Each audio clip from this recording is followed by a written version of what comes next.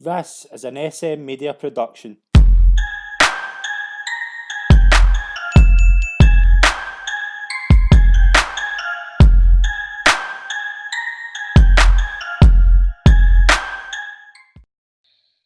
Hi everyone and welcome to the 9th episode of the Sit Down right here on SM Media. I'm Scott McPike, I'm delighted to be here again. This week I'm joined by the former Rangers, Kilmarnock, MK Dons and Chesterfield man and Diego Maradona's favourite Scotsman, Peter Leven. Peter, it's a pleasure to welcome you in the show, mate. Thanks very much for coming on. No, thanks for having me. How you doing, mate? You all right? Yeah, I'm good, thank you. I'm good. How was life before COVID kicked off? Just talk us up through what you were up to.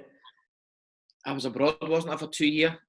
Obviously worked in Belarus, went over there. Just wanted to try something different from leaving Kilmarnock. Just open up doors, learn different language, different culture, and obviously did very well. Won the club's first ever league title. Yeah. Qualified for the Champions League. But no, it was good experience, and I really enjoyed it. And what was the kind of big kind of differences in like culture over there? Like how different is it in like a place like Belarus to here? Food. Food? It's difficult, man. Obviously, we're all used to our own normal Scottish and British food, but going over there and just different completely. Obviously, the menus in different language, you try to translate it. Yeah. But then just obviously, I'm a fussy eater, so I kind of stuck to the basic kind of soup on the nose to start with. Do you know what I mean? And try and get a wee bit more adventurous. But I found out it was a draniki is called like their main dish. Right. But then when I kind of broke it down, it's actually just like fried potato and fried onions. I'm thinking, that's near enough Scottish. Nice. And what was the kind of interactions like with like obviously the kind of players that were there? Was it hard? Did you have like a translator and things like that that kind of helped you through it? With the full-time translator, yep. Some of the boys spoke English, maybe 3 or 4, but majority of them never. But as the months got on, I got better to speak the language. You know what I mean? It became easier for me. In football terms, I could do a full session in Russian, Right. but out and about when I was talking about general things and getting into deep conversations, I kind of struggle a little bit. But in football terms, I kind of got the basics. Yeah. And was there a big, obviously, BATE Borisov were kind of the big team there. I think did they win like 11 leagues in a row? And Dynamo 13. Brest, 13. Is it 13? Yeah. Dynamo Brest, aye. Yeah, I think we stopped 14 in a row. How was that? How was that feeling to kind of end that dominance over there? It was obviously massive, but it was not even like that. The club Dynamo Brest had never finished in the top 3. Really? In their history. So to win the league was amazing in its own right, but then to stop obviously a team like BATE, who regular in Champions League and UEFA Cup, obviously recently against Arsenal and Chelsea and stuff, to stop them by I think we beat them by 6 points, scored more goals, conceded less. So it wasn't just like it was close. We kind of blew the league wide open. Do you know what I mean? And we only lost 1 game in all competitions that season. Really? So it was an incredible run we went on. Yeah. Brilliant. We'll just make a wee start on your kind of early years. Like, just talk us a bit about your family life when you were growing up. Like, where did you grow up? Grew up in Ibrox. Right. Okay. Grew up in a street called Kirkwood Street, right next door to Bellahouston Primary. Okay. Stone's throw from Ibrox Stadium. Loved it there. My granny lived around the corner. Obviously went to the stadium, Ibrox, watching my local team. And then I moved to Renfrew when I was about 9 or 10. Moved to Renfrew, stayed in the family home. My dad's still in Renfrew. Loved my time there. Still go back. And I played with the local team, Bishopton Boys Club. Okay. I went to Bishopton, played there for a good few years. I actually played under 10s when I was 7. Right. And I think it really helped my development. And back then, the pitches, there was a pitch in, I don't know if you know Bishopton, at the ROF, and there's a pitch like that. So that was a good experience. But no, I had a great upbringing, childhood. Obviously, my uncle played football as well. Yeah. Not a lot of people know that. My uncle's Tommy Coyne, played with Celtic. Right. Okay. So he was good with me as well. But no, I had a good upbringing. And what about like kind of early football memories? Like, obviously, you're a Rangers fan. Who were your kind of heroes growing up? Gaza. Gaza. Gaza was more obviously when I got onto the club, but yeah, I just love Gaza. That's the one I can really remember growing up as Gaza. Obviously Coisty as well, but no, it was at their times Rangers were flying, weren't they? Yeah, that was early 90s. Yeah, winning everything and how the tables have turned. It's crazy. And what's like when you're there? Like, is there any memories you've got, like games that you just remember going to, like your first Rangers game and things like that? Is there any games that stick in your mind? I remember the Parma game. I can't remember. Okay. It was a Champions League, and we played at Rangers. Obviously, I was at Rangers in the academy, and they used. I don't know, you know why I go. So there's a pitch across the stadium. Yeah. And we used to play there before games. Yeah, that's right. I remember that. The fans would come and watch, and used to play the away strip versus the home strip, and play let the fans see. And it was quite good because the fans get to see, oh, he's a good young player, keep an eye out on him and things. And after it, we used to quickly get changed and run round and do the Champions League flag on the pitch. Yeah. So it was, you're always buzzing, and you used to get a free ticket. And obviously, I don't need a ticket, I've got a season ticket. And it was a proud moment. Do you know what I mean? I'm a fan as well. Do you know what I mean? I was young. I don't need a ticket. Me and my dad have got a season ticket. And used to go and run on the flag, then run back up to your seat. And they were special times, obviously. Growing up at Rangers, my boyhood club, lived round the corner. So it was good for me.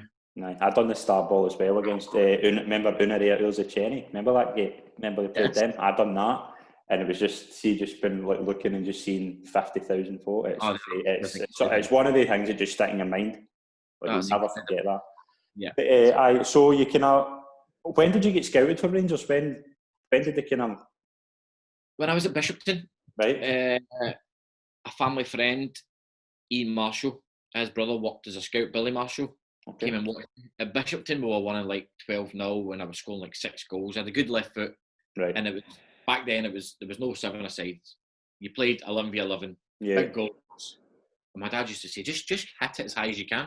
Just hit it high, and the keepers have got no chance. And I'd just shoot for anywhere, even for corners, and I'd just score. And he always said to me, he says, "Yeah, Peter, you're decent ability, but you need to go and challenge yourself." Yeah. And he asked me to go to play for Rangers Supporters Association Boys Club. Okay. And they played against like Celtic North, and they played in the Glasgow League. Yeah. It was harder for me than playing in the Paisley District League. So they asked me to go and play that for a year and get that on a different side. I've been playing in AstroTurf Red Ash it was at the time. Yeah. Playing Red Ash and a little bit more physical, which I enjoyed it. Made some great friends that I still keep in contact with. So that was a move for me there. And then obviously I went in the Rangers Academy. What year? Do you remember what year it was you moved there? Oh, I would have been 11 maybe. 11, 12. Yeah. 11, I don't know what year that is. 37 now. Right. Okay. So obviously you're like, was that still when the Albion? Was that still the Albion? Murray Park obviously wasn't built then, is that right? Murray Park wasn't built, no. We used to train just at the complex across the road from it. Got you. And then when in full time, we used to train at like Jordan Hill, we used to train at Steps, we used to train all over and get on the minibuses and stuff. Yeah. So what was that like? Like obviously your kind of youth days, like what were they like? Just playing for the team you grew up supporting, and just who were the kind of coaches helping you through that? We jumped on the youth with James Duncan, Billy Duncan, John Chalmers, who were unbelievable, absolutely fantastic. Obviously, John's not with us now, but unbelievable. Just knew the club inside out, and just knew how to get you better, but also make you enjoy it at the same time. Yeah. You know, we're training 3 nights a week, sometimes 4, then playing on a Sunday. Everybody wanted to be there. Yeah. Gave everything. You know what I mean? Even from the staff to the players, it was a fantastic culture we had at the club. And then obviously growing up, older age group, I had Bobby Russell, a kind of under-16s, who was ex-Rangers player, great player. He was fantastic for me. And then getting at the professional side, I had John Brown at the 18s, and then John McGregor at the 21s. Yeah, Barry Ferguson talks highly about John McGregor and John Brown just installing that winning attitude into him. Did they have that effect on you? wow, they were. I think that's what's missing now. Do you know what I mean? At the time, you're thinking you would not even answer them back. And it's like a discipline thing. And people say, "Oh, it's old school," but wow, it made you work. It made you realise what you want to be. I think kids nowadays get it too easy. Mm-hmm. And I'm not saying like, oh, you need to punish them and run, and because there's things I didn't agree with what they did, and I'll go into that a little bit later. But just every day we had to wear a shirt and tie. Yeah. Every day we in Rangers we had to wear a shirt and tie. You had to be immaculate. Your hair had to be immaculate, clean shaven. Everybody's boots had to be done. The change rooms had to be clean. I was on buses. The bus had to be clean inside and outside. It just made you realise if you want to get at this level, you need to work hard here. Mm-hmm. And it just installed like a work ethic in the group and discipline. Yeah. So what? Like, I'm just going to touch on 1998. That's when Walter Smith leaves, or that kind of whole team leave, and Dick Advocat comes in. Were you kind of worried at that age with a foreign manager coming in that youth wouldn't be given a chance? No, I didn't even think of it that time. Obviously, I was quite highly rated as a kid. Yeah. As I said, I had other clubs, Man City and stuff, looking at me, but obviously Rangers are my club, and they spoke highly of me and gave me a really good contract, to be fair. But no, that didn't bother me. I just worked hard, and when Dick came in, it was great for me because he got me involved in the first team. Yeah. And he brought me in, and when he left, he actually says, "I hope to see you in the first team soon." When he left his position at the club, and at 16, I was involved, and I was on the bench, and I thought, here we go, this is looking good. Yeah, and we'll touch on, like, obviously Murray Park gets built and the big kind of, remember Blue Heaven? Yes. Yeah, that was kind of the big thing because there was so many players coming through. Like, who were the kind of players in that team that you kind of played alongside? You thought would do really well? Shuggy, Stevie Hughes was a year above me. Dobie was a year above me. My year was Chris Buck, Andy Dowie, Darryl Duffy, Alan Hutton was just a year below me. Griggsy was a year above me. Stephen McLean, and then a few older ones like Big Bob and Barry Nicholson and stuff. But Murray Park was great, and I see how obviously academies go this way, but I missed Ibrox. I missed getting it every day. I just felt, I don't know, it just felt different. I preferred Ibrox. Getting in a shirt and tie. There was no shirt and tie getting into Murray Park. It was more relaxed. Right, okay. I prefer Ibrox, the setting and everything about it. Was it Advocat that brought that in, kind of changing the culture? Like, I think it would have played a part in it because I think obviously the Dutch were way ahead of the way the British and academies were built, weren't they? I think. Yeah. I think it would have had a part in building that yet. Mm-hmm.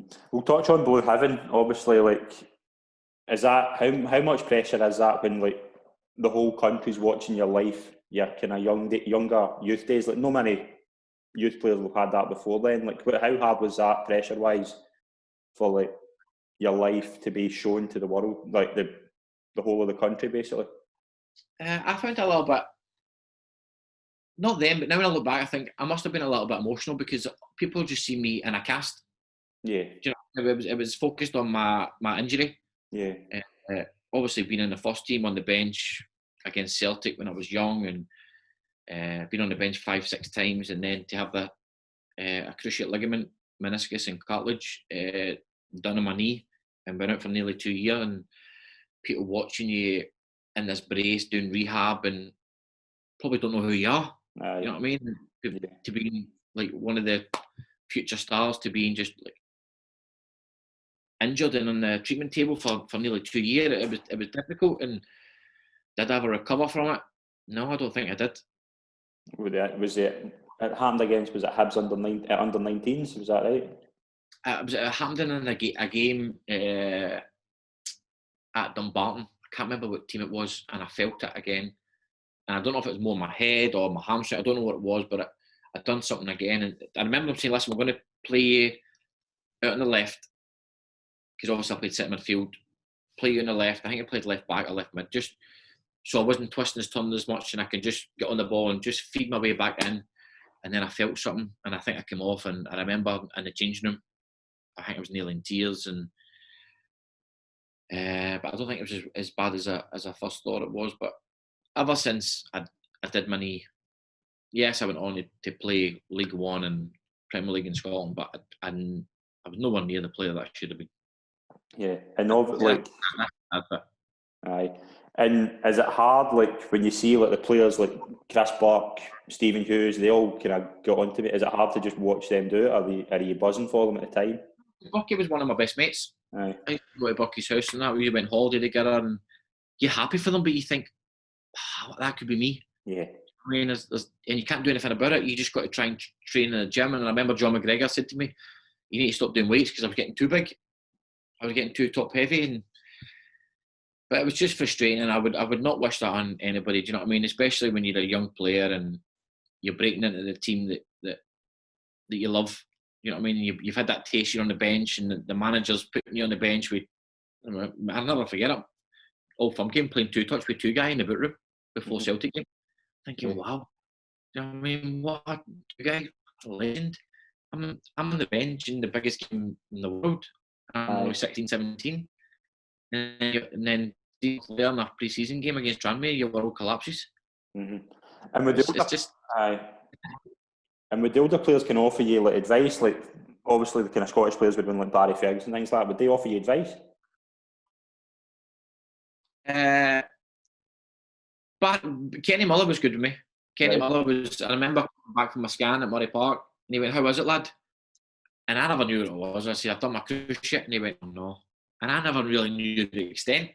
But he must know. Do you know what I mean? He must have heard it before. And I was like, "Oh, no, it must be bad." And then obviously the physios not put him in. But the Dutch were great. Honestly, Arthur Newman, what a guy. Yeah.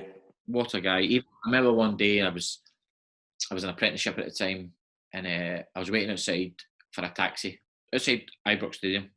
He's like, "Where are you going?" I said, "I'm going home." He said, "Where do you live?" I says, "Near Glasgow Airport, round through." He went, "I'll drive you." No, I think he lived in Bothwell.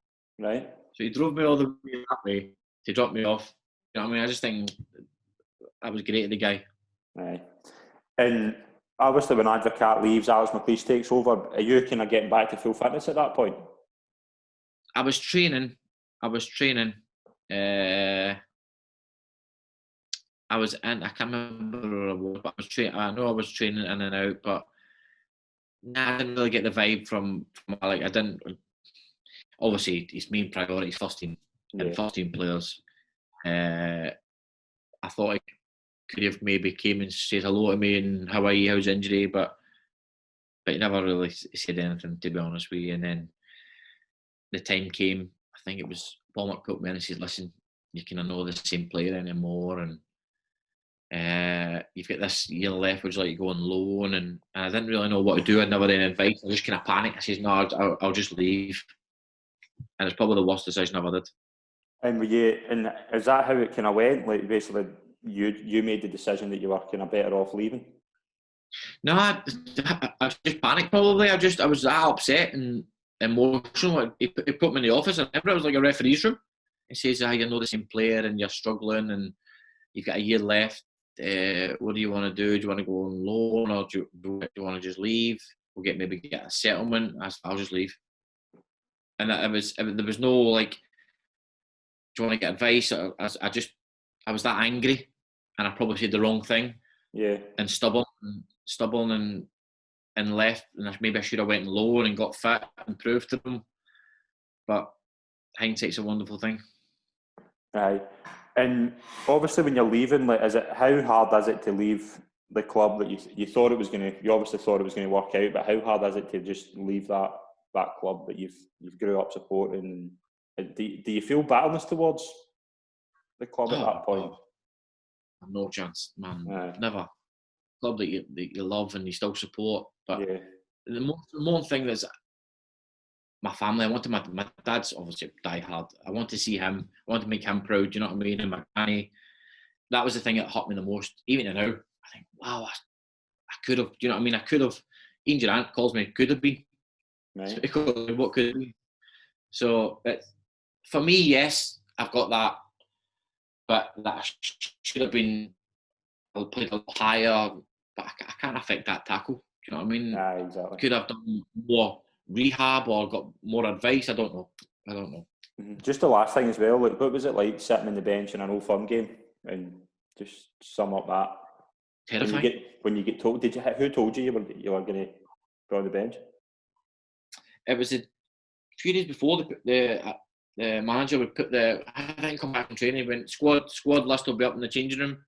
And I think I'm getting boots and that, and you don't want to look, you know what I mean? You're picking up the boots to clean and you're having a wee look. on the bench. I know I'm in the squad, and I remember back then I think you had to have 2 21s on the bench. Yeah, two 21s. Yeah. So I think I was in the hotel. I'm counting right. He's not. And I remember I played Fabrice Fernandez. Yeah, I remember him. Yeah. I don't know if he's buffed and he didn't make the bench or what, and I got on the bench and I was like, oh, I'm buzzing. I'm on the bench, but we lost. I think we lost 3-0 that game. I think that was the game that kind of won the league for Celtic. But it must just be a crazy feeling just sitting there and just sitting in front of that. Never scared. My uncle actually sent me pictures the other day. He sits behind the dugout, about 5 rows behind the dugout, and he sent me photos when I was warming up and that on the pitch. It was quite nice. Never seen them. Is it? So when you look back on your time at Rangers now, how do you look back on it? Amazing, man. What a club. Obviously the club you support, grew up, lived around the corner from. Just wish it was different, but that's just life, do you know what I mean? It's just the way things happen, but would not have changed it for him. Should have went to Man City? No. Should have went somewhere else? No. It's Rangers. It was Rangers. Right. And see when remember the documentary, it was like Where Are We Now? Like, I was about 5 or 6 years ago. Did you get approached for that? I think they did. I got an email, but I said no problem. I would do it, but I don't know if did they go ahead with it? I don't know. I went ahead, but I don't remember. I must not be big enough. It must have just been crazy. It must have just been a crazy time, like supporting that club and being on the park, playing in Irish things like that. It must just have been a great experience. Honestly, the trips we went on, we went to Bermuda twice. Bermuda. We went to Australia. We played in some unbelievable tournaments. The clothes we used to get from Nike and Adidas. We used to get Christmas hampers, like with Christmas turkeys, with cheese and all that. Each player from apprenticeship to the first team.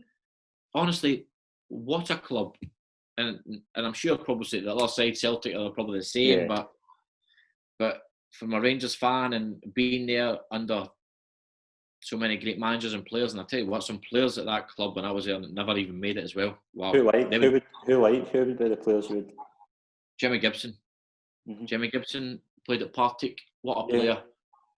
Small, but like. Do you know the one who always sticks out to me was the goalkeeper? Was it Reedford? Callum Reedford. He was a lot younger than me. Right. He was a lot younger than me, but again, Stephen Dobie never played Premier League in England. Great goal scorer, isn't he, Stephen Dobie? Pizzo at McDonald. Yeah. Some great players, but at that time, the first team were buying. Aye, exactly. Exactly. And is that hard when you see like the likes of Torre Angelo, Giovanni Van Bronckhorst coming in? Like, do the youth players sit and just go, I have no chance here? Is there that feeling? No, I don't think they spoke of it. No, I don't think they did. But it was good for the club. And if you're at a club like that and see you left Rangers, you're going to get another club. Yeah. Because they're playing Champions League. You're leaving a Champions League second team. Mm-hmm. You know what I mean? Yeah. So you're bringing these players in, and obviously later on I worked with Torre Andrew. We played with him at MP. Aye, that's right. Mm-hmm. So he's a nice lad as well. Yeah. You obviously say that again.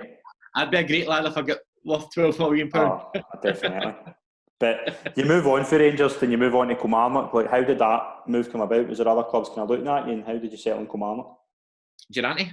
Right. Okay. Obviously, he's a family friend. Grew up in Kinnan Park, not far from where I grew up in Ibrox. Called me. He says, "What are you doing?" I says, "Nothing." He says, "Come in." He says, "We're training on the AstroTurf across the Ibrox." I was like, "Really?" Said, yeah. I said, "We're training there because I don't know if Kilmarnock were flooded or something, and they wanted to use the AstroTurf." So I went in for a couple of weeks. And then I signed a short-term 6 months they wanted to see my fitness levels. Yeah. And then I came back in a pre-season, I signed a 2-year contract. Mm-hmm. How was kind of Jim Jeffries and Billy Brown? How were they? Like John McGregor and John Brown, just old school. Made a bad pass, on you straight away. And I mean, on you. And I remember one game I played a ball into Danny Invincible. And he just kind of ran away. And it was a good ball on his feet. And then, honest to God, I thought I was getting taken off. And this was only 3 minutes into the game. Right. Wow. And they call Jim Jeffries the Jet, don't they? So he's like a jet engine when he goes. Yeah. Boom. Crazy. And I remember a game away to Livingston, Billy Brown, going bonkers at me. He says, "You son, you think you're belly." They had a fear factor in it. I didn't like it because some players will hide after that. Yeah. I mean, they were that way with everybody. And I think you need to pick and choose who you can have a go on, who you can't. We had a little player called, I don't remember, Stevie Murray. Right, okay. Little tiny winger. Yeah, his name rings a bell, yeah. And shout at him, game over. You're a man down. If you're on him, game over. So you could hear Jim Jeffries, Stevie, what are you doing, son? And I'm like, Stevie, you're doing all right, kid. Keep going. Do you know what I mean? I'm trying to remember. Don't listen to him. Because if you shout at him, he's gone. I mean, a man down. And I just thought they could have identified who they could shout at. And they never gave a lot of praise. Yeah. But I think you need that as well. But no, I loved it and under them, and they gave me the chance. And we had a good team. We're in the top 6 2 years running. We got to the Scottish Cup final. Yeah. Well, was it Scottish Cup final? I think it was the League Cup. The League Cup final, aye. So, like, when are you determined just to prove yourself when you leave a club like Rangers and go to Kilmarnock? Are you just determined to prove yourself? And yes. Are you thinking about like that? That's maybe sound daft, but are you thinking about like Rangers might come back in for me? Like Rangers might see it and see me and just buy me back? Does that make sense? I didn't think of that. No, I just wanted to go and play and enjoy myself and get fit. I've left Rangers, and the last probably time I played a full season was 3 years ago. Aye. When I was 17, so I'm 20 now, 21. Do you know what I mean? I just need to go and play and enjoy it. I think my first season in Kilmarnock, I played like 40 odd games. Loved it. Sometimes I played in left mid, and I didn't like it. I wanted to play centre, but that was the manager's decision. But no, I enjoyed it. It was having that John McGregor and John Brown tough school. It made it a little bit easier for me going on to Jim Jeffries. Yeah, who were the kind of big players in the Kilmarnock team? Who was like the characters? Gary Locke, Boydie, Freddie Dindaloo, Gary Hay was a good lad, Gary Wales, striker, who was it? David Fernandez. Yeah, that's right, yeah. Momo Silla, wow. What a crackpot he was, by the way. Great guy, but crackpot. Tell us a story about him. Paul Di Giacomo, another great guy, but wow. Tell us a story. Tell us a Momo Silla story. I don't think I can tell one. No, I'll tell you a Paul Di Giacomo story. Right, okay. We're in we're away to Hearts of Livingston, and we're horrendous. I think we lost, right? So we're in the changing room for at least, I'm no joke, at least an hour. And the Jets going through everybody. And I mean everybody. Right? And I don't know if you know Jacko. Jacko is so laid back. Honestly, he phoned up the physio, said he's got a headache one day because the window wipers were annoying him when it was raining. That's how bad it was. We're sitting there for an hour, and the Jets sitting there going, kicking things, throwing everything. And Jacko, boss, any chance we could do this tomorrow? The boys are getting a bit tired. I was like, oh no, and it just went on and on. Honestly, the wee cleaners outside were knocking on the door. We were there for at least an hour and a half. And Jacko, boss, any chance we could do this tomorrow? The boys are getting a bit tired. I was like, oh no, absolute. Oh, Jacko, what are you doing? Just kept us there longer. Crazy, isn't it? The brush. Alan Combe, the brush as well. Goalkeeper, bonkers as well. Bonkers, absolute. He is a ticking time bomb. Is he? Yeah. Alan Mahood was on the show as well. He played with you that time as well. He said it was a great team spirit the club had at that time. Is that right? That's what got us so far up the table. I think obviously Lockie was brilliant. I think Lockie was the captain, and we made sure everybody once a month we had a Tuesday. Either it was go-karting, going for a meal, going for a night out. I think whatever it was, we were there. Everybody was there, and it was brilliant. Great team bonding, and yeah, we never had a superstar, but we were all together, and it was a great team effort. And even when we went away like pre-season strips and stuff, and we'd worked so hard for 2 weeks, and the gaffer said, "Listen, you boys, you can have a beer tonight." Like 2 beers, but there was like players that me and have a drink. So be like, Boydie, like, Peter, you don't drink, do you? But I'll have your 2 beers then. And go, you don't drink? I'll have your 2 beers. So Boydie ended up having 12 beers. Brilliant. You scored your first goal for Kilmarnock against Hearts. Like, how good was that feeling just to get your first goal? That was good. I remember it. I think I played left mid. I think I did, and I'm through to Gordon. He came out to me at the angle, and I just bent it my left foot round him. I actually scored twice again. 2 goals against him like that, same outside of the foot. That was a great feeling. Because obviously that disappointment, and just to try and establish yourself as a Premier League player. Yeah. It was a nice feeling to have. Brilliant. You go back to Ibrox to play against Rangers. How's that? Nerve-wracking. Want to prove a point. But they were a good team back then. Do you know what I mean? They had a good team. I think Fergie and that were there. You know, against Fergie. And anybody that knows Fergie, he's horrible. Nice guy, but horrible.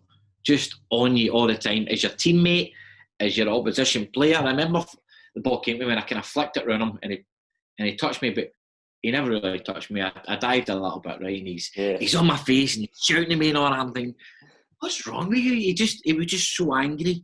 And obviously, I remember playing against him when I was doing it at MK, and he was at Birmingham. And obviously, I've grew up with him a little bit. Do you know what I mean? Rangers, and he was like, nah, a friendly. He wouldn't even acknowledge you and stuff like that. But after the game, he's like, oh, how are you? But just during it, he's like, you're his enemy. Yeah. See when you're playing against him and playing with him, like, I don't know if you played with him, but you would have been around him. Is he the person is he the measuring stick? Is he the person you want to emulate when you're there? He's horrible. And I'm saying this in the nicest possible way. He is horrible to train with. A lot of folks say that. Like, I remember I put training at steps, and I got the ball, and I think I passed it, and maybe I have a lads or something, and Fergie's like, I'm up in statue. You don't see me. And I'm like, wow. He just put that. It wasn't a nice feeling, do you know what I mean? Yes, he's got these demands, and I respect that, but I felt it was a way to treat something, do you know what I mean? You're nervous as a kid. Where the Dutch would go, hey, unlucky, you done well there, unlucky, but that was a good pass, but maybe try, they would speak to you in a different way. And I'll go into a story where we're training with the youth team, maybe John Brown, and I'll never forget the day I die. Scott Matheson, striker, missed a header in training from 2 yards, sitter, missed over the bar, and Bomber went, Scotty, drop down, give me 20 press-ups. But we had Jan Derks, who was like the Dutch academy director. Yeah, that's right, yeah. And he says, whoa, why give him 20 press-ups? Why not give him 20 headers? Aye. And I was like, yeah, why not? Aye. And that kind of mentality was like Fergie, Bomber, it was that Scottish, do you know what I mean? That when I see the Dutch, I'm thinking, yeah, they've got a logic. Why not just do that than punish them and press up to make them bigger? Why not give them better technique and heading? Surely that makes him a better player as well. Like, surely that makes you a better player. Probably no. Bomber was a good coach, but I do believe he was like that kind of hard, old school. You missed a chance, you're going to get punished for it. Aye. I mean, whether the Dutch were a wee bit more cute the way they thought, and no, he's missed a chance. Let's practice on it. And Jen, that's why the Dutch do so well with youth development, because I think that. Maybe I just that instance just made me think, and now the way I think as a coach, if you're going to punish somebody, punish them on their weaknesses. Do you know what I mean? Yeah. And make them better at it. So that will stick with me forever. That comment. Brilliant. You play every week. You do really well in your first season at Kilmarnock. You don't finish top 6, so you finished 7th. But was it a good season? Just getting a starting position in a team and just getting noticed. Yeah, I enjoyed it. Really enjoyed it under Durante, Jim and Billy. Really enjoyed it. Playing first team football. It's different from playing reserve football. Do you know what I mean? You've got the pressure of fans and going to Ibrox and Parkhead and away to Pataudry and stuff, and scored a few goals. And no, I really enjoyed it. Obviously, getting over the knee problem took me a while, but no, I think I played some decent amount of games and scored some goals as well. And see, a lot of folks say like what's missing now with kind of youth is they're not playing against players older than them and playing like kind of similar age group. Did you notice when you were playing, like you were playing against an older player? Did you feel as that made you better? Of course, the experience. Do you know what I mean? I'll never forget. There was like playing again. I can't remember who it was in midfield, and he shouted one of my players' teammates' names. So I've let it go. But it was him. It was the opposition guy. Right. I mean, these little tricks you learn. How do you say? Jimmy's born. Jimmy's in my team, and I've let it go. But it's not. He's just shouting his name. So he put the ball. I'm thinking, but these little things for the experienced players. You know what I mean? I played against my uncle Tommy Coyne when I was at Rangers. He was at Dundee. Yeah. And he's telling me, calm down, play that pass. I'm like, shut up, you're playing against me. Do you know what I mean? Playing against Owen Coyle and the reserves. He's coming to the end of his career. Do you know what I mean? That made you so much better as a young player playing against senior pros. Physicality and the cuteness in the brain. Do you know what I mean? And it's so much better. I think academy football's false. Mm-hmm. We had when I was at Kelly's assistant, first team coach. We brought up players from down south. Lee Clark brought in a lot of players from down south from academy. Yeah. Miles off it. Mm-hmm. Like, just even like setting balls, anticipating setting balls, or third man runs, or tracking runners. The basics of football, running about. Yes, Yeah. they're very good at maybe receiving the ball on the back foot and passing between the lines, but you're going to have to match a runner. Ah, exactly. The little things, and I just think it's false. Mm-hmm. In the season after that, the 05-06 season, Chris Boyd leaves. How big an influence was he to that team? He was huge. His goals were incredible. He deserved his move. Do you know what I mean? Boyd is a Rangers fan. Worked hard. But I never played much that season. He didn't. Did you pick up a bad injury? No. I just thought he just never fancied me. Don't know what it was. I played so many games. He just never fancied me, and maybe I picked up a couple injuries, but nothing major. I always remember Billy Brown going, "Oh, look, sad face on again." I said, "But what have I done wrong?" Mm-hmm. Having a chat with him, but they weren't that approachable. Yeah. Not that approachable. Maybe it was me. Maybe looking back, I was the one wrong. But no, I never played much that season. Boydie left. Yeah, how did I replace a guy like that who just scores all types of goals? I didn't realise how good Boydie was until I came back as a coach at Killie. Right, okay. Really? Yeah, never realised how good his movement was. Yes, I played with him. I remember a game he scored 5 goals against Dundee United. Yeah. He said to me, "You should have got man of the match that day." Because I set up 3 and I was really good. But I said, "Boydie, you scored 5 goals." And he said, "I know, but you were good." But no, I didn't realise how good he was until I came back as a coach. Best finisher you played with? Yes. Just knows where the goals was. Laces, instep, heading, everything. And his movement. Mm-hmm. People say he was lazy, and I probably, when you watch him, when I was younger, I thought, he's lazy. But then as you get to play with him, and you know, when you get that connection with each other, his movement's incredible. And people say, he's offside. He's not. He's already gone and left. Aye. And if you don't see it quick enough, he's offside. Aye. So the plays with, that's why obviously he scored so many goals. Rangers are better players and stuff like that. But his movement, even in training, he'll come and spin. Mm-hmm. And he's fantastic. Mm-hmm. So that season you don't really play at all. Like, how you don't play till April? Like, how is it? Just been the starter every week to then hardly featuring. How was that drop down? I remember sitting away to Livingston in the stand, and And I remember Boyd said, I'm going to score for you tonight. I said, right, brilliant. And I remember sitting there just on my phone thinking, what am I doing? You know what I mean?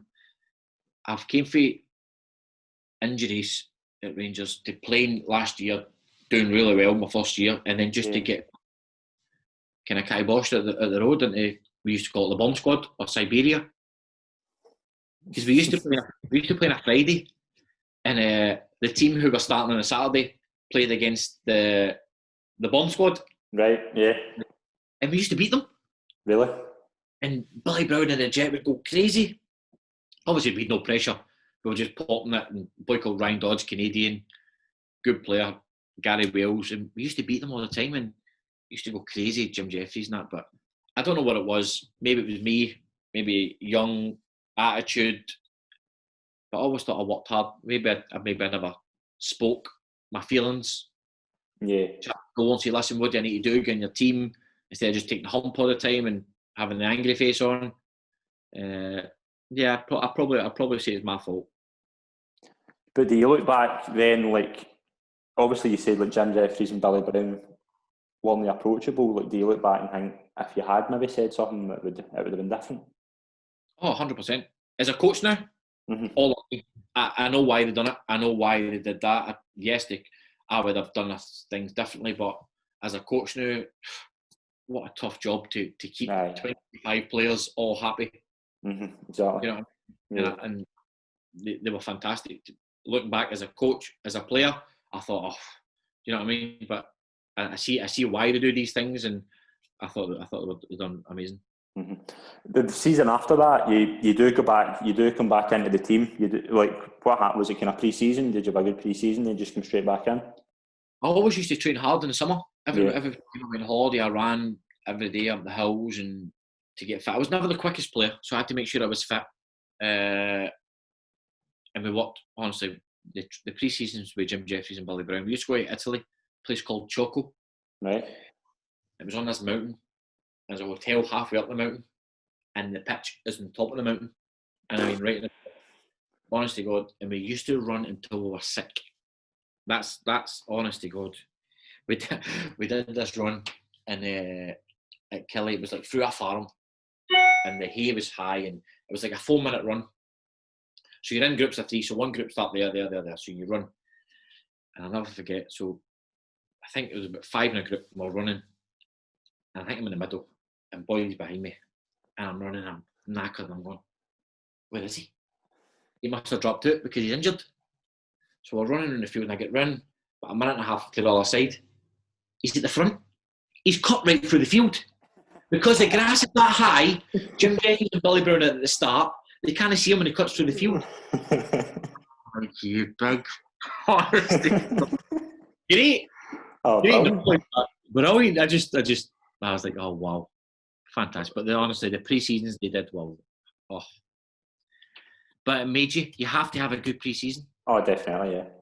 Like, when I went to Belarus, they were mourning at my pre-season. I'm thinking, it sets you up. And they said, one player in English says, we better win the league then. I was like, well, proof's in the pudding. Brilliant. Obviously, that's a good season, but the League Cup final against Hibs was the down on that year. Do you remember that game? Yeah. I remember the semi-final. We played Falkirk.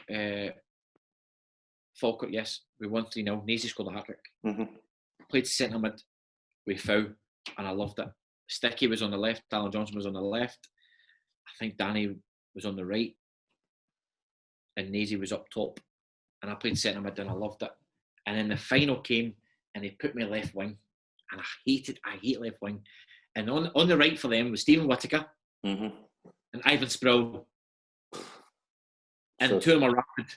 Aye, pace. And I don't want to defend. I want to go on the ball and try and create. And I was never going to say I don't want to play this cup final. Do you know what I mean? But I just thought I was never in the game. I was chasing them two back, and Sticky was in the middle. Oh, I see why they've done it, because Sticky's legs gone. Aye.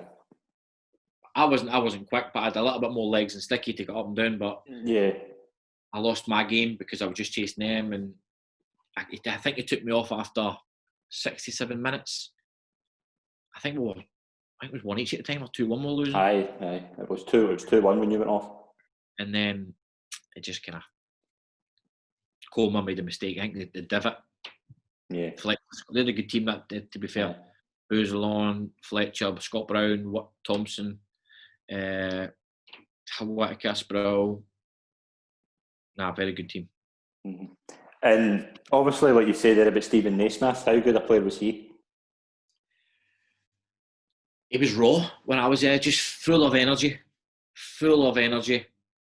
Natural finisher, I wouldn't say no. I wouldn't say he was a natural finisher. Boyd, he was superior in finishing, but energy, work rate, desire would chase a lost cause. Yeah. He can finish, do you know what I mean? Good finisher, but nowhere near the standard of Boydie. But no, at that age, he was a pest, an absolute pest on the pitch, and he was great for us. Do you know what I mean? Aye. Mm-hmm. Did you think he would go on to be the bigger player he was? Well, not a lot of people know this. He went into Arsenal. Arsene Wenger invited him down for 2 weeks. Oh, did he? When he was at Kelly, and he did all these tests on him. And I said to him, "What did you test you do?" He went shuttle test, like a passing test, shooting test, a physical on the treadmill test. I've done all that for like 2 weeks with him, and then obviously they said, "We'll keep an eye on you." So I know a lot of people went to the Arsenal for 2 weeks. Yeah. And do you think that made him a better player, like that kind of training? Of course, Nazy had the desire. Mm-hmm. Nazy, was he outstanding technically? No. Did he have a work ethic that compensated for that? Yes. Attitude, fantastic. Horrible little player. Could leave one on you, no problem. Yeah. Look what he did at Everton, you know what I mean? He played in the Premier League for years, and obviously he got technically much better, but as a kid he was so raw when I was there. So raw, but his work ethic, that was fantastic. Mm-hmm. Colin Nash said that as well. Colin Nash was on. He said he was excellent because he played alongside him. He said he was excellent to play alongside. What was kind of like Colin Nash like to play with as well? What a guy, Nishy. Still good friend of mine. Spoke to him the other day. I love Nishy. Nishy was never got the credit that he was due. Aye. Nishy was fantastic. Nishy was great. Yeah, he was 6 foot, but Nishy could play. Mm-hmm. Nishy was very good with the ball at his feet. Great finisher, Nishy. Mm-hmm. Both feet, good in the air, thick as mince, Nishy. Honestly, God. Thick as mince. But what a guy. What a lovely guy. Nishy was a great player. Him and Nazy actually done well together. Yeah. Very good partnership. Mm-hmm. Okay, you got Colin Nash story? Oh. Just stupid things like he said something like, "Oh, it was sunny." I went in the car and it was like sunny or something. And he's like, "Oh, I wouldn't want to be in jail on a day like this." I think Lockie says, "Nish, you wouldn't want to be in jail any day. I've never been in a day like this." Nishi was just one-liners, stupid. Just honestly, what a guy Nishi is. Brilliant guy. Brilliant. But that's a good fifth. It was a good fifth place finish. But were you getting offered a new contract to stay on? Was that my last year? Yeah, that was last season. Yeah, they offered me another 2 year, was it? Slightly improved money wise, but I always had it in my head. And when I have something in my head, that's it. I wanted to try England. Mm-hmm. Just obviously more teams, because I remember playing Scotland. One of the seasons, maybe not last season, we played Hearts like 6 times. Yeah. We played them 4 times in the league. Then we played them in the cup, but it went to replay and we played them again. Yeah. 6 times, and I was like, wow. I just wanted to try England and see how it went, and I had it in my head to go down south for it. And were you like, obviously a few kind of Rangers players you played with, you touched on, like Stephen McLean, Stephen Dobry, they went down to England and done pretty well. Were you talking to them for like advice, like before you went down? No, never spoke to them, to be honest. I just, once I had something in my head, that was me. I'm going. And I never even had a club. Mm-hmm. I never had a club. I remember it was the summer, I was in the boxing gym, just training, and spoke to mine. He's like, "Nah, I've got nothing." And he went, "Chesterfield the last year to come down for a game." I said, "I'll go down to Chesterfield, no problem." Drove down, played. They had a full squad. Yeah. They were looking for a left winger. And one of the reasons I wanted to leave Kelly, because I wanted to play centre midfield, and Jim Jeffries put me in the left, sometimes put me left back, sometimes play in midfield. I wanted to be an established centre midfielder, which I was when I growing up. But people think because you've got a left foot, I will put one on the left. Do you know what I mean? Mm-hmm. So I wanted to just go and have a career playing centre midfield and enjoy it. But I went down to Chesterfield and they're like, we've got Jamie Winter, right, Scottish lad, good friend of mine, one of my best friends in football and outside football. Derek Leven, another Scottish lad, centre midfielder. There's another 2 or 3 centre midfielders. We need a left midfielder. And I sat there thinking, and I played this game, Matlock Town, scored, but I was on the left. And he says, right, listen, I sign you. And I was like, right, okay, I'll sign it. And in my head, I thought, right, just sign it. And then just work your way into the middle. Speak to them. If anybody gets injured, try and get in there.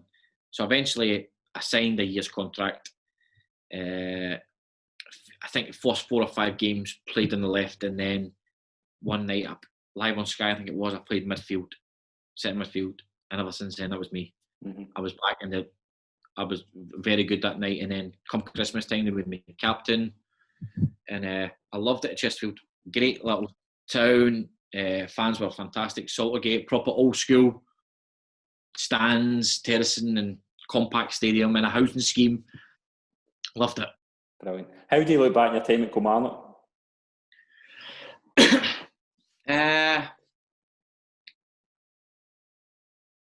It could have been better for me. I didn't think they'd seen the best of me. Right.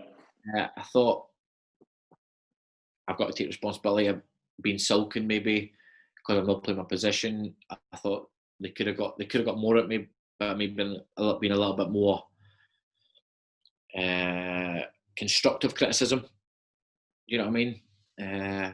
But it was a pleasure to play for a club like Killie. They gave me a chance when nobody else did. When I left Rangers, they took a gamble on me. Yeah. And I always, as I said, they gave me a chance when I was injured, come out for injury, and then they gave me a chance in my first career at coaching as well. So the club means a lot to me as well. Brilliant. And we'll move on to kind of Chesterfield. Like, was there worries when you moved to England that the culture would be different? Nah. Boy for Ibrox, Renfrew, just Jack a lad. I wasn't a drinker, never drank, never partied, just focused on football. So I knew I love the banter. I mate Jamie Winter was there, Scottish lad, and they used to wind it up in the changing rooms every day. We were the focal point in the changing room. Do you know what I mean? Every time we used to come out of training, they'd see me and Jamie walk in, they'd be like, "Oh no, here are these 2 Scottish lads coming again." And do you know what I mean? We'd wind it up every day and cutting people's socks and putting deep heat in their pants and all that, and swapping people's cars and keys about in their pockets, and we just in the wind up every day. Brilliant. What was League 2 like? What was the standard like in League 2? Tough. Wow. Did not get a second on the ball. Mm-hmm. The Scottish Premier League was easier. Really? More time on the ball. Yeah. 2, bang, take a touch, they're hitting you straight away. We have to wear shin guards in training because we had a centre half called Kev Ellison, absolute unit from Carlisle, honest to God, and he didn't know how to calm himself in training. So the gaffer would be like, calm down. So we had to make us wear shin guards in training because Kevin never knew how to control his training to a game. He trained the way he played. Really? His studs were like big metal studs in training, and I used to avoid them. But we had to wear shin guards every day in training, or you find. And what's the difference in kind of training as well? Like, was it harder? No, there's more games. You play Saturday, Tuesday, yeah. So it's just recovery. Mm-hmm. So it was a lot better for me because I just wanted to play games, and you're playing Saturday, Tuesday, and you're playing 22 teams in the league. I always remember the first game. It came out and we're like, local derby, Chester against Chesterfield. Yeah. I didn't know Chester was Liverpool. I thought Chester was next to Liverpool. Chesterfield's in Derby area, do you know what I mean? And Chester's was like 2.5 hours away. So that was my first to England. I thought it was a derby, but it wasn't. Brilliant. You got the captaincy. How big an honour was that, just to become the club captain? Well, even when I was younger, I was always captain boys clubs, even at Rangers, all the way through. I was captain. Was I vocal? Not really. Maybe I led by example a little bit. Yeah. performances. Aaron Downs, the Australian centre back, was having a tough time, made a few mistakes and stuff, and the manager just said, "Listen." Actually put us in together. Lee Richardson was a manager. He's now the Liverpool sports psychologist. Right, okay. Yeah. He put us in together. He says, "Listen, I'm going to take it off here just to let you settle back in, and no pressure of being captain." And I obviously said my best. I said, "Listen, Downsy, you're still a captain in my eyes. This means nothing. I still want you to be."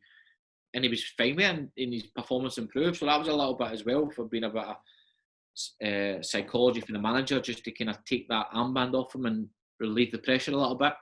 Mm-hmm. It was lovely to be captain, but I still played the way I played anyway, with it or without it. Yeah. Brighton come in looking for you. Do you remember how that came? Do you remember Brighton coming in trying to sign you? Yeah, I remember. I was in my apartment. I was in actually Jamie's house. Jamie Winters. He lived a few doors along. Jim MacArthur, the agent, Scottish agent, phoned me. He says, "Brighton, I've put a bid in for you. Chesterfield have rejected it. I think the first bid was 90 or 100 grand. Right. My contract was finished in the summer. Mm-hmm. So they rejected it. I think they had 3 bids. I think it went up to maybe 120 or maybe 130. I don't know what it was, the final bid. But Chesterfield says, "We're not going to let go of a club captain. We're trying to go for playoffs. It's not a good sign in the club and the fans will let our captain go, and we're pushing for playoffs at the time." So they rejected it. And was I angry? No, not really. I knew something would come if I keep playing well. Yeah. Did you think you did do well? You can always room for improvement. Do you know what I mean? But my first England, I think I did okay. I think I did okay. Yeah. The club finished 8th, and did you got offered a new deal? Yeah, I got offered a new deal. The manager was on the phone every day. Bless him. And it was because Paul Ince had phoned me when I was back in Scotland. Paul Ince phoned me and says, "Listen, I want you to come and sign for us." And obviously, I played against MK Dons in League Two that season. Yeah. I'd seen their stadium, and the way they played was, this stadium's a joke. Honestly, I don't know if you've ever seen it. It's unbelievable. And the way they played, wow. What's it called? The Moo Camp? No, just MK Dons Stadium. That's just a nickname. Unless they've changed it now. I always remember it being called the Moo Camp. It was called Stadium MK. But the mascot's a cow, because they've got concrete cows in the fields and stuff. Right, okay. And the roundabouts, and there's concrete cows all that. But anyway, Paul Ince called me and said, "Listen, I want you to come." And bless him, Lee Richardson, "Peter, I want to offer you this." I said, "Listen, I've made my mind up. I'm going to go to MK. Right, give me 2 minutes." He calls me back. He says, "Right, I can offer you more." And I says, "I'm going League One. I'm going League One. I don't want to stay League Two. I've done League Two. I want to go League One." And he was obviously disappointed. I understand, do you know what I mean? But to what for a guy called Paul Ince, do you know what I mean? Obviously, what he's done in the game and seeing the way MK Dons play, it was a no-brainer for me. They looked pretty well run then. Like, they did look like they were kind of an up-and-coming team. Obviously, they'd moved from Wimbledon, things like that. They did look like an up-and-coming team. How tough a league was League One compared to League Two? League One was easier, again. Really? Yeah, League Two is, honestly, the lower you go, the quicker it is, and don't respect you, and they just hit you, and you've not got any time. The higher you go, probably the easier it becomes, because you give you more time on the ball. But that year, I signed for MK Dons, and I never met Paul Ince. He was on holiday at the time, so I went in and signed, and then like a week later he'd left. Yeah. He left to go to Blackburn. Yeah, and who comes in? Do you know then that he's going to be a European Cup winner? Roberto Di Matteo gets a job. What was he like? Strange at the start. Obviously, it was his first job, and I don't know if he was nervous or what. Because we'd done a bit of pre-season at home, and we'd still no manager. It was a fitness coach and a physio took us, so we're doing more running, no manager.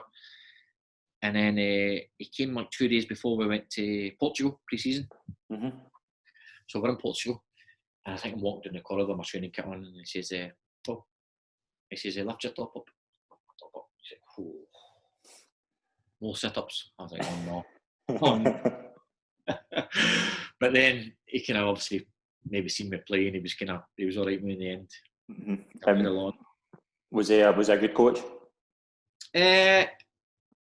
Good man manager. Mm-hmm. Eddie Newton done a lot of the coaching. Eddie was brilliant. Yeah. Eddie's now working in Turkey in the Premier League. But no, Robbie was good man manager. He's totally different from Jim Jeffries. I remember being in the tunnel and stuff, and he's like, "Hey, Peter, smile, relax, enjoy your football. Don't get angry, because when you get angry, he's like red mist, and when you get red mist, you lose your touch, you lose your awareness." And I was like, right, okay. So I've learned that the crazy side under Jim Jeffries, John Brown, John McGregor, the nasty, and then I'm starting to learn Di Matteo, the form side, relax, play with a smile, enjoy it. So it was good to learn that as well. That was a good season. Now you finished third, but you're losing the playoffs to Scunthorpe. How disappointing was that? For me, it was from the Leicester game. Leicester, we played Leicester at home. Honestly, it was full, 22,000. It was incredible. Yeah. And I scored 2 that game. We went 1-0 down early on. Matty Fryatt scored. I equalised with like a 25-yarder. Keeper made a blunder. He should have saved it, to be honest. And then I scored again. I let it through my legs. Luke Chabot let it through his legs. Aaron Wilbraham set me. I hit it one-on-one with the goalkeeper. He came back off the goalkeeper, hit me in the chest, and went over him. So, honestly, 2-1 up. Max Grado comes on, and in the 97th minute scores a free kick. And that would have put us 1 point behind Leicester in second place. Aye. And the teams were gone. We were up there, but that killed us. And then since then, we went draw, win, draw. We ended up finishing third. And Scunthorpe were the last team in the playoff to get in.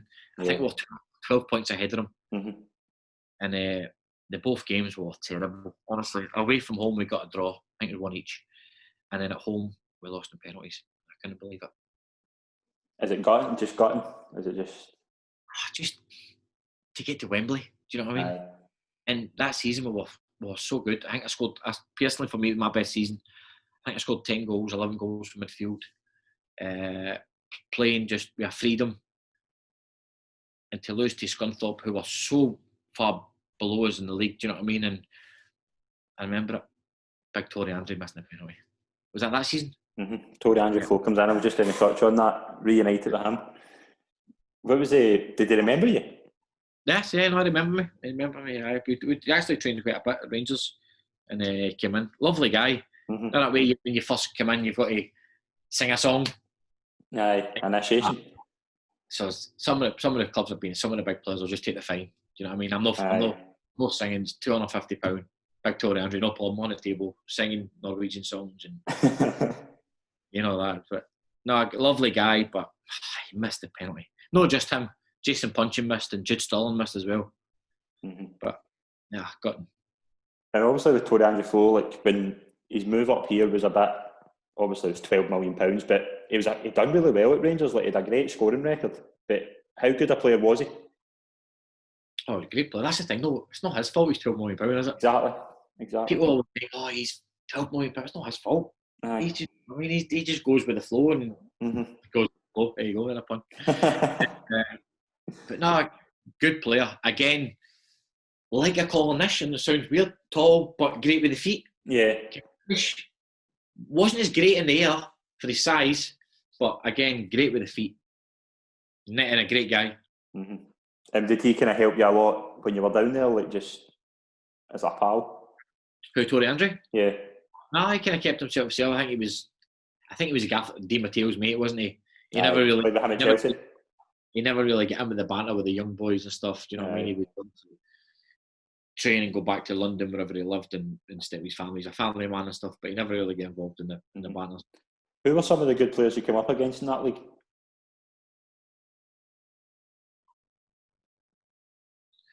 Oh, that league. Ricky Lambert. Really? Lallana, Southampton. They were League One at the time. Aye, that's right. Aye. We were playing against them and we were 2-0 up at St Mary's. And Lallana came on at half time. Wow. Honestly, he twisted and turned me all over the place. I think he played 10, number 10. So you look to see where he is, and he's went that side of you, and he's now the number 60, I think. And he's all over the place. And then you've got Ricky Lambert, who, I'll never forget, we're at home. He scored a hat-trick against us at MK. I'm in front, screening the goal kick. He's in the middle, and the defender's behind. And he just gave me a little nudge, took it in his chest, and volleyed it from 35, 40 yards right in the top corner. And I'm like, oh my days. I'm like, these guys are on another level. Aye. And you knew they had something, do you know what I mean? Aye. They had a team back then, to be fair, Southampton. That's what they're saying. The league, in League One, there was Leicester, Southampton, Norwich, Leeds. Mm-hmm. And you finished third? I finished third, aye.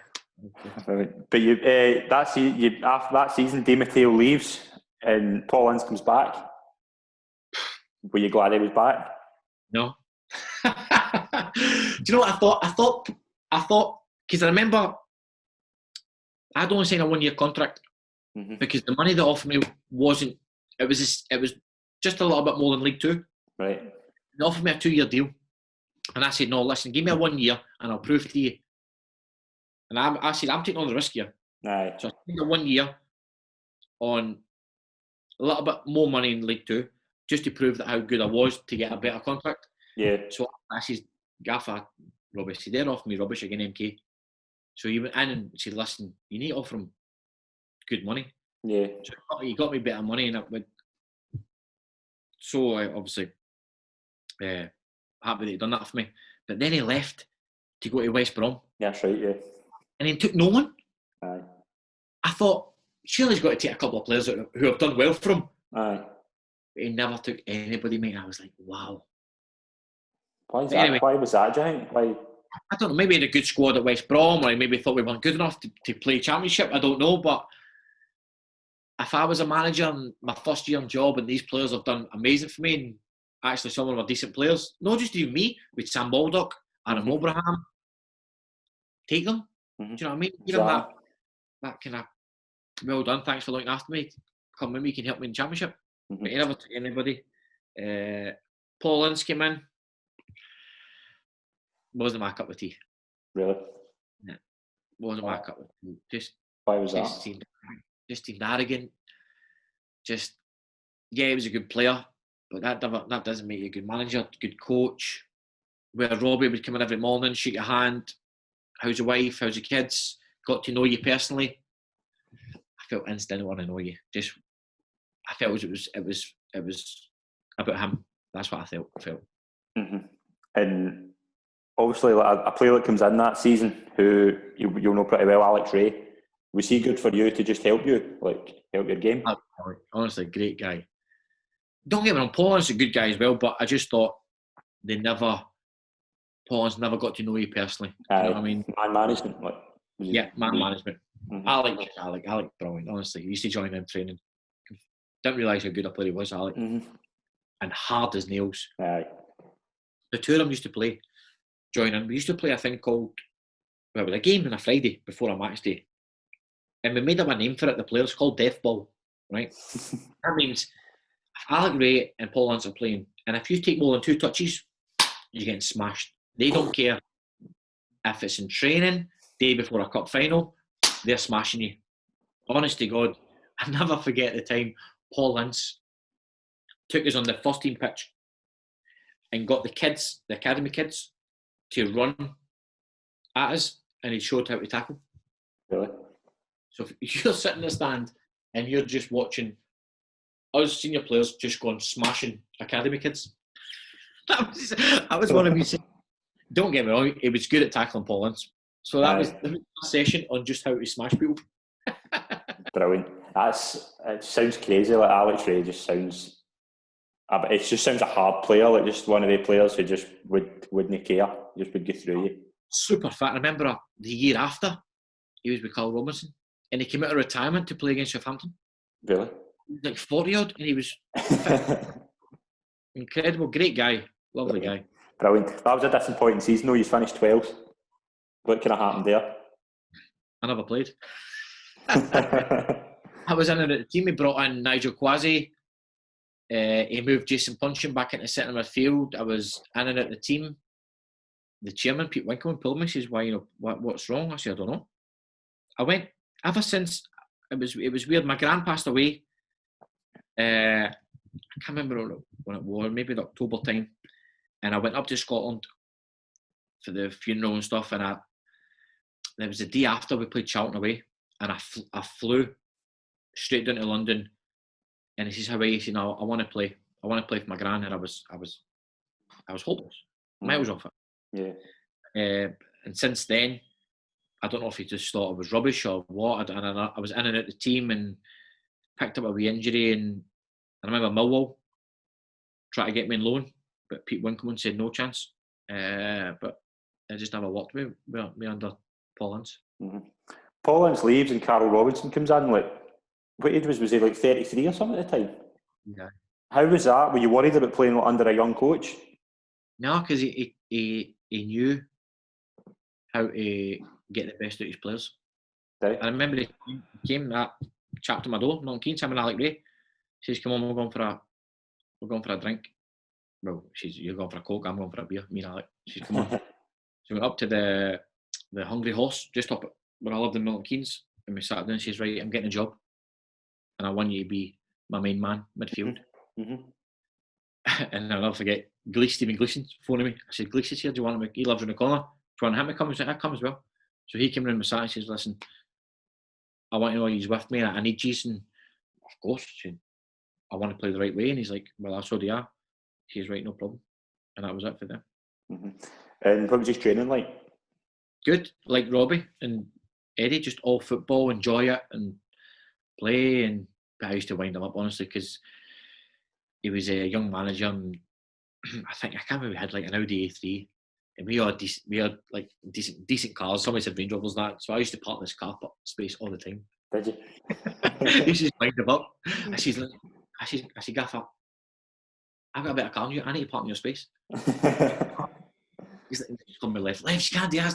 I'm the manager now. You can't do that." I said, "Listen, till you get a better car than me, I'm parking in your space every day." And what was the big things he kind of brought in? Like, because he's finished fifth that season, but what was the kind of big things he brought in? Man management. Mm-hmm. He was one of the boys. He wasn't like this standoffish guy. He was in the change room having banter. He knew when to have a go. He knew when to have fun. He was approachable. His door was always open. And no, it was just, it made you feel to be part of it and enjoy it and don't worry about making mistakes. Mm-hmm. That season, though, there was another playoff disappointment against Peterborough. I missed it, didn't I? The week before, we were training on the pitch in the lead up to the first game. And I've turned and I'm running in a straight line with the ball, and Shawnee Williams is behind me. And I heard a snap, and I've turned because I felt as if the sound came from him. Behind you, yeah. And I've looked, and then I just fell, and my foot went red hot, and I mean red hot, and I knew I'd done something because obviously the snap and the pain. I'm thinking, oh my God! And the first thing that came in my head was my metatarsal, just because I don't know why. The Beckham thing, remember the World Cup, the Beckham thing? Yeah. I don't even know what. I just knew. The thing I had metatarsal. Don't know what it was, but the whole Beckham thing made me think of that. And I was in the medical room, and they took me straight to the hospital in my training kit. Got a scan, X-ray, and I broke my fifth metatarsal. And do you think that would have been different if you were playing? I'd like to think so. Again, I scored 8-9 goals midfield and vice captain. I was quite influential in the team, and I'd like to think I'd have made a little bit of a difference yet. But I've just gotten to be in a cast and 2 weeks before this semi-final. Mm-hmm. Did you want to stay with MK Dons, or were you looking for another move? No, I wanted to stay. An agent called me. I met Kenny Jackett. Millwall wanted me in the Championship. Right. I says, right, okay, leave it with me. They spoke money. I didn't want to. I left. To be fair, I should have stayed. They spoke money. I didn't want to stay when they were talking money. I left the hotel. They spoke money. Went back. I remember Kenny Jack saying, "Don't use this as leverage to get a new deal at MK." Yeah. And I was like, right, okay, no problem. Maybe I should have. Went back up to England. The missus was pregnant. Newcastle. Missus was pregnant. She had a few complications with the baby and stuff. She was getting scans, and then the chief executive called my agents saying, I never had an agent at the time, called my old agent saying, "What's Peter doing?" I said, "I don't know." He texted me saying the club are asking what you're doing. I says, "Listen, I'll see them when I come back down." Yeah. I've been to Milton Keynes. I went back down, and my contract on the table had expired. I didn't realise they'd only like 3 weeks. Right. They'd signed a new 3 other players. Mm-hmm. So I was gutted, to be fair. But then the Millwall thing never happened. Crystal Palace were interested, and then again nothing happened. I'm now in this cast, injured. Aye. Better club, thinking, I might get something because I just won Football League Writers Player of the Year. Mm-hmm. Thinking I might get something. Then nothing came. Mm-hmm. And then do you look back in MK Dons as a good time in your career? Loved it. Best time of my life. Brilliant. As a football term, playing regular, scoring goals. Yeah, loved it. Mm-hmm. You had other offers, like, why did you kind of choose Oxford? It was close to Milton Keynes. Right.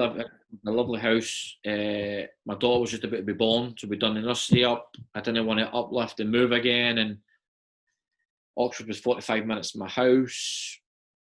Didn't realise how big the club was until I went there and spoke to the manager, sold me the dream, played total football. That was my thing. I needed to play football. I didn't want to go to a club.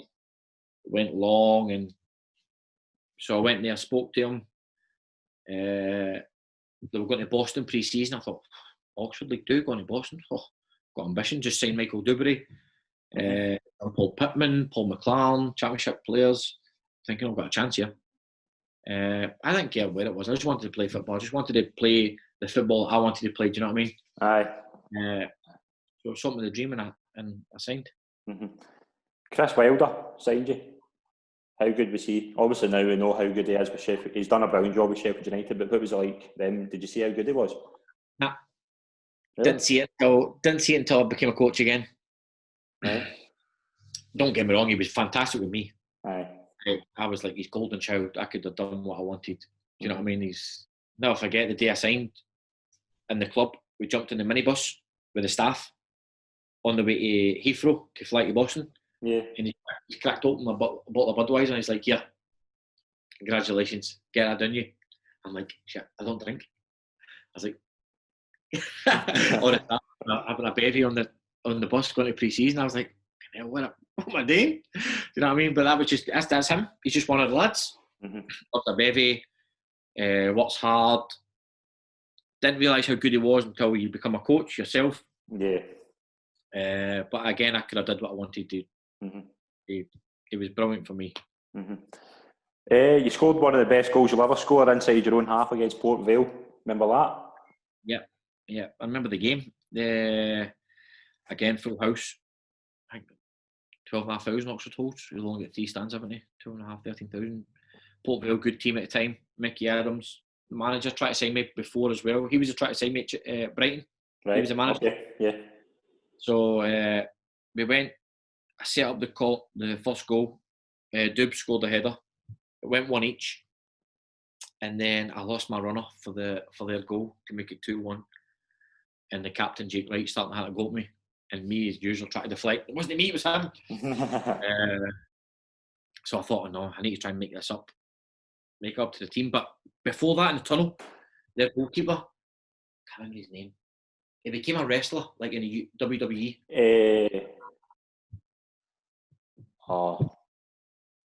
His name escapes me.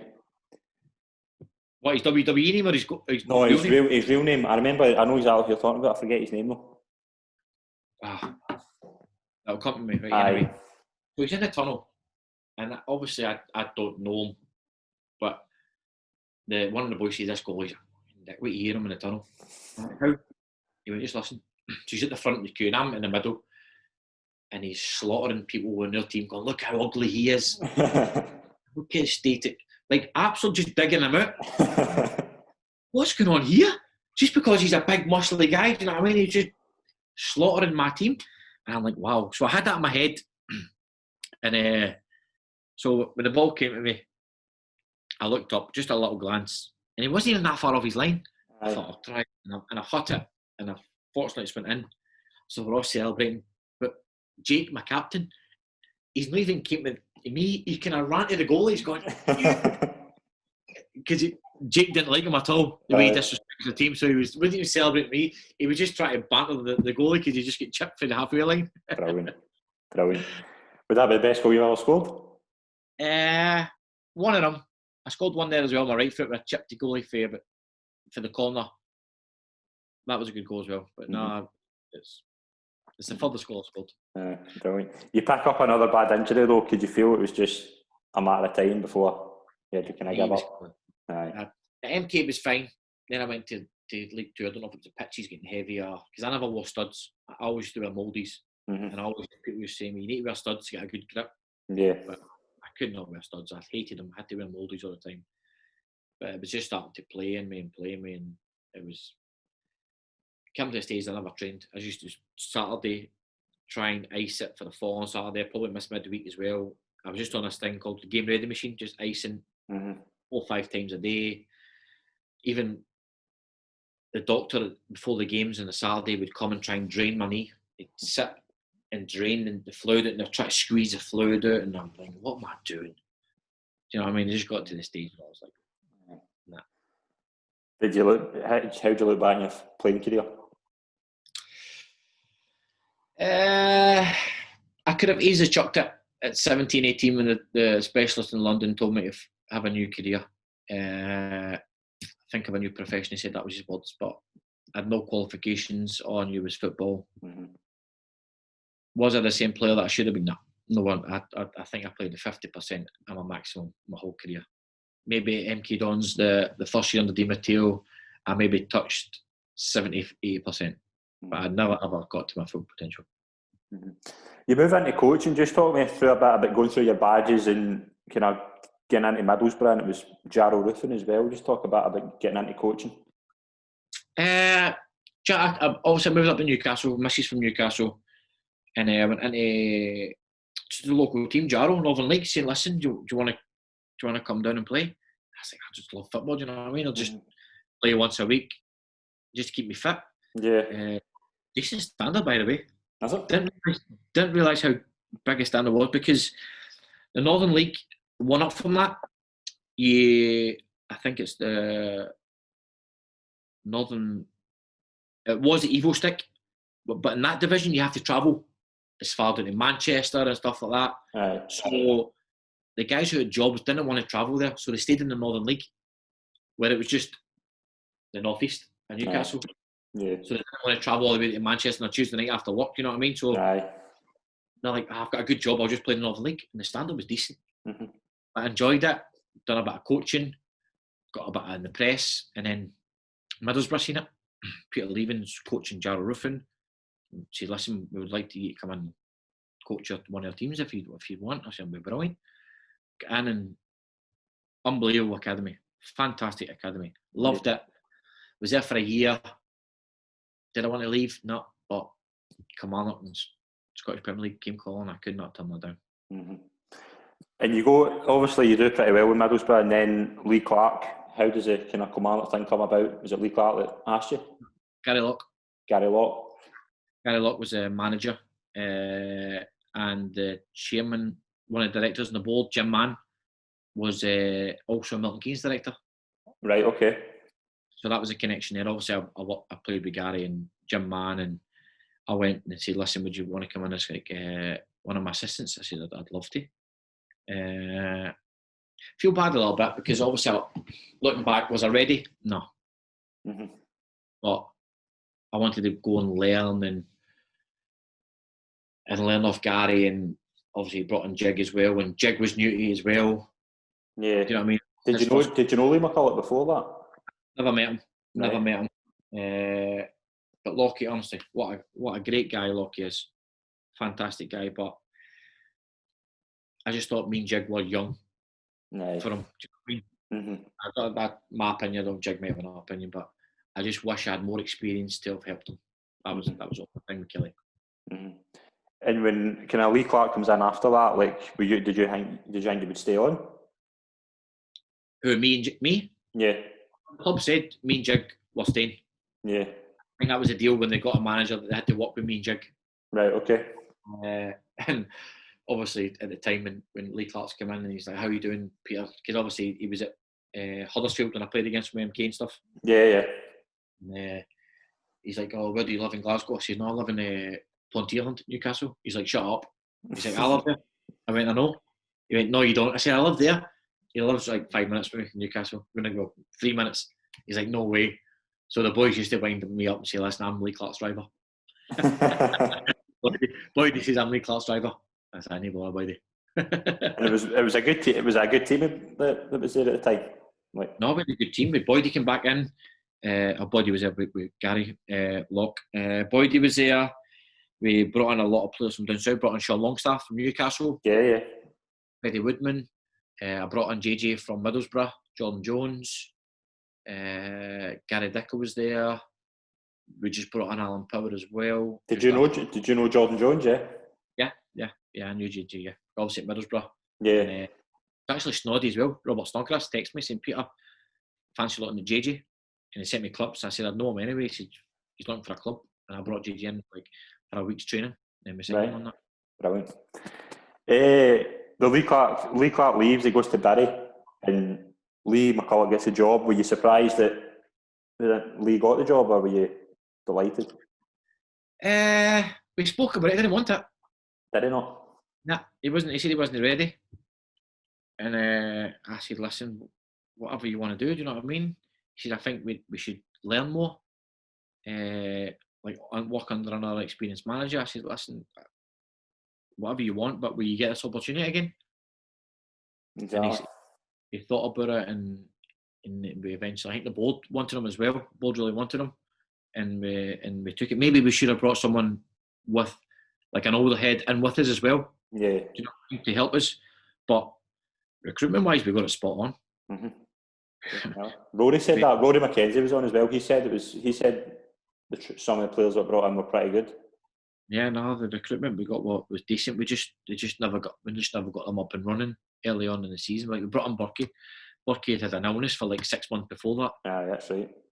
Brought in Cut Broadfoot, who never played for Rotherham for about a year. Mm-hmm. Brought in Gordon Greer, who never played the full season the year before. Brought in Lee Irwin, who was catching up with match fitness again. Eamon Brophy, who had an eye infection at the start of the season. So he was out. Do you know what I mean? We had the players. Alan Power, his first year in Scottish football, he would try to get him up to speed. We just brought on the right players. We just couldn't get them going straight away. Mm-hmm. And what do you think went wrong with the managerial reign? I just think the recruitment was spot. We brought in the right players. Stephen O'Donnell. Everything we did was. I think we tried too hard. Right. I think we tried. We used to be there we used to clean the changing room. Me and Jig. Really? Sweep the floors. Put new lights in. We used to write quotes on the boards. We used to do a match book program for every player, like 12 pages for every player, printing everything. We left no stone unturned. We done everything we possibly could, and it's not like I feel. I think what I know now, going and working abroad, we should have relaxed a bit more and enjoyed it. Mm-hmm. And what's Lee McCulloch like as a guy? Like, is he a brilliant guy? Would do anything for you. Mm-hmm. So if I phoned him down and said I need you, it would be there. Honestly, lovely guy, loves football. Honestly, loves fitness, loves everything. Honestly, great guy. I'm gonna meet a nicer guy. I just wish I was more experienced for him. Yeah. Or we had someone else just to guide us a little bit. Do you know what I mean? Because we did everything. I remember the game St Johnstone at home. We went 4-4-2 the last 30 minutes. Boydie and Lee Irwin, and we were battering them. So honestly, Boydie missed a good chance. Boydie missed a sitter. And we were dominating, and O'Halloran scored in the 93rd minute. I remember that. And we lost 2-1. Right. And then that next game becomes harder. And then you play Celtic, and then you play Celtic in the Cup. Mm-hmm. I'm like, oh. So it was tough. Do you know what I mean? Do I think we would have turned it around? Yeah, I do think we would. I asked me Kev, the kit man, with Steve Clark, and I was like, they do different. And he went, nothing much, Peter. He said, you actually probably worked harder. Aye. And maybe that was, I don't know. But I do, we worked, honestly, we were in the office from 7:30 in the morning to sometimes 6 o'clock at night. Mm-hmm. Brilliant. What did you do after Kilmarnock? Reflected, worked Sheffield United for a little bit, scouting. Chris phoned me up and said, what are you doing? I said, nothing. He said, you want to do a bit of scouting for me? Keep you active, keep you in the game. I said, no problem. So I've done a bit of scouting in North East and Scotland and done a bit for him, and went in, and even when I used to get in, just to see him down south, he's like, get a training card on. I said, what? You can get a training card on? Go and take the strikers. Do you know what I mean? Just make me go. Honestly, fantastic for me that way. So I think I was at work for 4 or 5 months. Right, okay. And obviously Dynamo Brest comes up. How did that come about? Just an agent called me that I worked with in England, Christian Smith, who worked for the PFA in England. He said, Peter, I work with a guy in Ukraine. There's a club in Belarus called Dynamo Brest. They're looking to make their project like European known. Yeah. Looking for European coaches. He said, but they've got a first team, that their squad's assembled, their staff's assembled already. He said, would you go over and work as like a head coach in the B team and look over the academy? So I went over, looked. I said, do you know what? It was like that step from going to Scotland to England as a player. I wanted to try it. Once I've got it in my head, I said, I want to try it. Let's go. Did you move the family over? No, they never stayed here because of no English schools and nobody spoke English there. And what was that like? Did you was that a big mess not having them with you? Oh, it was hard, man. So hard. The little one, the missus understands why you're doing it. The little one doesn't understand why.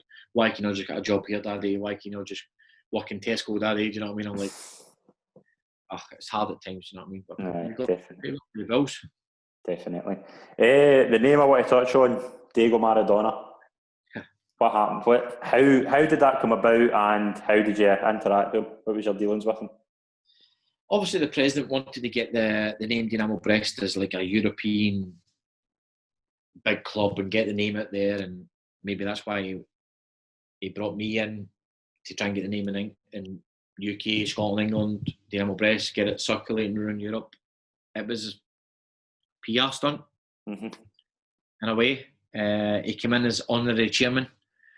It was just after the World Cup in Russia. He flew, private jet, landed, and it was as if like the Queen was coming to your town. I remember the photos. Like it was a big parade on a big Hummer. Aye.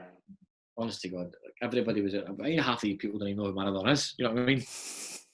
But no, it was surreal, crazy. Before a game, he's in change room cuddling everybody, and you just felt like he was a good person. You know what I mean? Just loved life, enthusiastic with football, and that was nice to meet him. Were you know of him? Oh, of course. Yeah, of course. I can't really remember him as a player. Right. I remember I watched the documentary on Channel 4, how he went to Italy and stuff, and you don't realise how good a player he was when you see his club. Yeah. What a player. But now a very humble guy. Spoke broken Spanish, spoke very fast. But no, it was nice to meet him. Is it just one of the experiences you'll remember forever, just interacting with him? Just as I said, like the hand of God. Obviously, like you were still there until the kind of current situation kicked off. Like, how was that?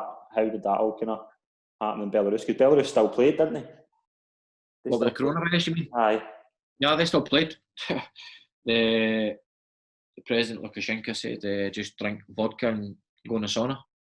That was his word.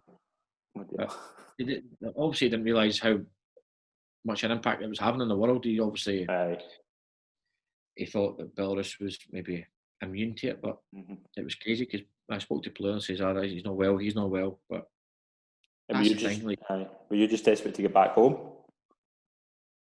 Yes, in a way. I would want to come back home, and obviously the manager had left. They never renewed Marcel's contract, which I found a guy who myself lost one game in all season, Yeah. Won the league for the first time in club's history. Got to the Champions League qualifying stage to not renew his contract. And then for me to receive a call saying like, yeah, you're going to go and coach the kids, which I found a bit strange. Obviously, they were just trying to get me out as well. I had a year left. No. They were trying everything to get me out. I just wanted to know why. You know what I mean? Like, I'm all for a new manager coming in and maybe wants his own staff, that's fine. But in the end, they kind of treated me a little bit not nice. Mm-hmm. Was that a good learning? Did you enjoy it? I loved it. Gained mental strength, gained a lot of another language, gained 3 trophies, opened up doors, met new people, learned different ways of training, how to adapt to things, and it was a great experience for me. Mm-hmm. So what's your kind of plans now? Like, what you kind of want to do after this kind of dies down? I want to get back in. I've had a few chats with people abroad again. As I say, I'd like to get back in as soon as possible. Either if it's a number two, or maybe I'll go and try and be that manager. Hopefully, that I want to be one day. Brilliant.